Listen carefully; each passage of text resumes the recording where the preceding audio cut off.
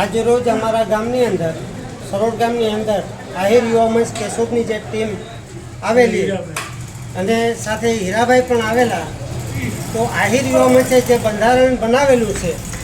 એ તમામ નિયમોની સાથે અમે લોકો અમારું સરોડ ગામ સહમત છીએ.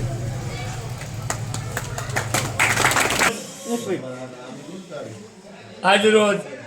સરોડ ગામે કેશોદ સમાજના બધા ભાઈઓ વડીલ શ્રી હીરાભાઈ બધા આવ્યા અને જે અમારા ગામની અંદર જે આપણે અત્યારે લગ્નની અંદર જે ખોટા ખર્ચાઓ કરીએ છીએ એ બધા ખર્ચાઓ અટકાવવા જોઈએ.